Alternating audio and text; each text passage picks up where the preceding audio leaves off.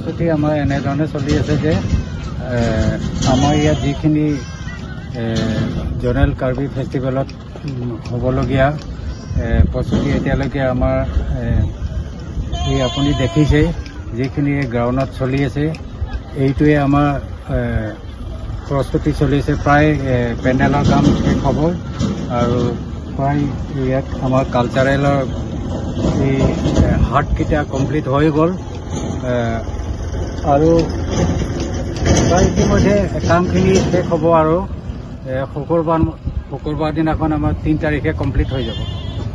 কাৰ্যসূচী কি থাকিব? কাৰ্যসূচী আমাৰ এনেধৰণে 4 তাৰিখে ৰাতিপুৱা আমাৰ ফ্লেগ হোষ্টিং হ'ব।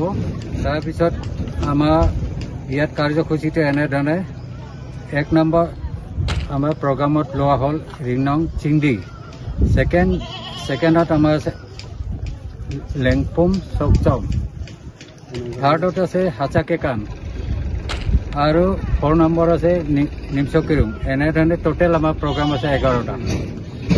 অতিথি মুখ্য অতিথি আমাৰ আহিব 5 তাৰিখে আহি পাব চিফ গেষ্ট আমাৰ চেণ্ট্ৰেল কমিটিৰ পৰা KCS চেণ্ট্ৰেল কমিটিৰ পৰা আহিব আমাৰ হামসিং বে, এইটো আমাৰ চিফ গেষ্ট। স্পেচিয়েল গেষ্ট আমাৰ আহিব বৰ্তমান MP শোণিতপুৰৰ ৰঞ্জিত দত্ত আৰু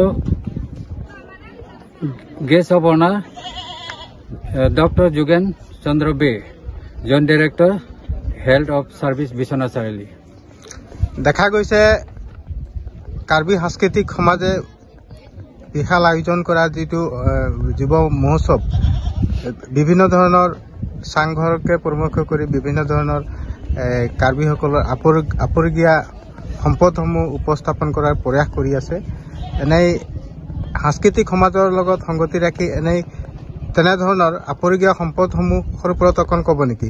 কি ধৰণৰ প্ৰস্তুতি, কি ধৰণৰ ব্যৱস্থাপনা চলি আছে? এইবোৰ সম্পদ বুলি ক'লে আমাৰ যিটো সংস্কৃতি আমাৰ কাৰ্বিবিলাকৰ এই হাটকেইটা হ'ল আৰু চাংঘৰ যিমান হাট আছে এই 4-5খন যিটো আপুনি গ্ৰাউণ্ডত দেখি আছে, তাৰোপৰি আমাৰ যিটো জামলিয়াথন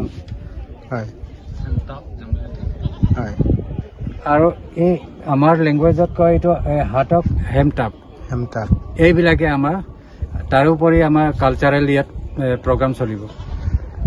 এই যুৱ মহোৎসৱৰ পৰা কি বাৰ্তা জনাব অসমবাসী ৰাইজলৈ? অসমবাসীলৈ আমি এইটোৱে বাৰ্তা জনাওঁ যে ইয়াৰ অসমত যিমান জনগোষ্ঠী আছে চবেই আহক আৰু আমাৰ এই কালচাৰেলত মিলিজুলি আমি কালচাৰেলটো সুকলমে পাৰ কৰোঁ।